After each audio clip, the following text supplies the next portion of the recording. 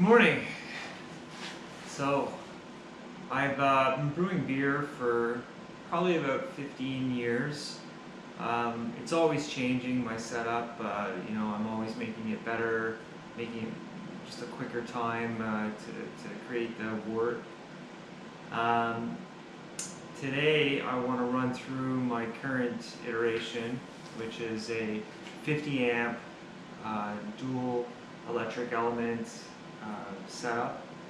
It allows me to run two elements at the same time in two different pots, which can allow me to run a double brew simultaneously, or excuse me, also create hot water. I'm out of my garage. I'm in Ottawa, Ontario, and my YouTube channel is mostly consisted of stuff that I'm doing with my car, my rallycross stuff.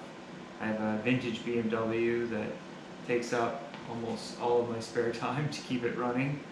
I also do this, and I thought it would be neat to put this up here and show everybody kind of what it is that I do here. So yeah, basically I'm in a heated garage. It's March, mid to late March right now, and can have a little look at the panel. The panel was purchased with the two cutouts for the PID, and everything else was drilled into it. All the extra holes are put into it, lights, switches, everything. It's all wired by myself, following the instructions from theelectricbrewery.com. It's got a GFCI breaker on it. It's never given me an ounce of problem. It just continues to work. It's wonderful. I've probably got about 20 or so batches on it. This rig here was created before I went electric, and it had propane before, so I had like two elements. I had one element up here, and then I had another one down there, and I would just move the propane bottle around to fire the element. But I used to only brew outside, and when I built this garage, I ended up that I wanted to brew inside. It's a heated garage. It's cold here a lot. So the first time I tried to brew, the carbon monoxide detector was going off like crazy. I had to keep the door open. I couldn't, we were all freezing in the garage. It just really kind of pushed me towards electric brewing.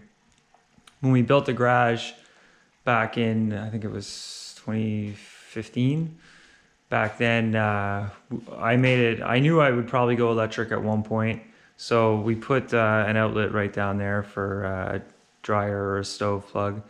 And I also have hobbies where I involve welding and stuff like that. So I didn't know exactly when I was going to use it, but I thought it would be good to just run the wiring and have it there. And I almost went into it right away and set up the electric brewery here. So yeah, it's been great.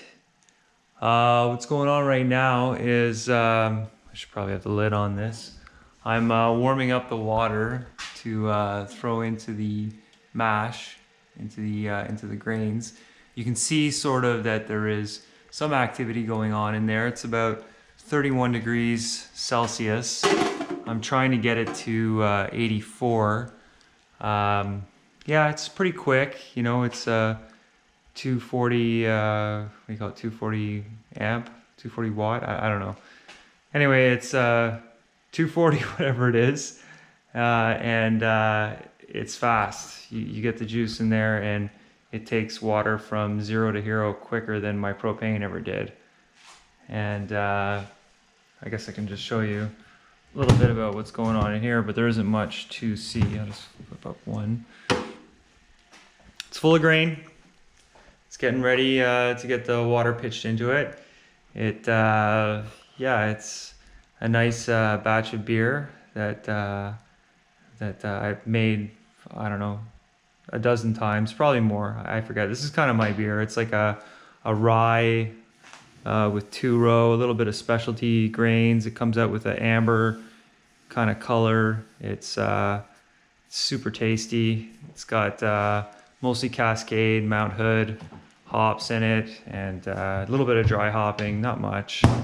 And yeah, it's a great beer. So yeah, looking forward to it. Should be pretty good. But I just wanted to give you a little show of what the setup is here.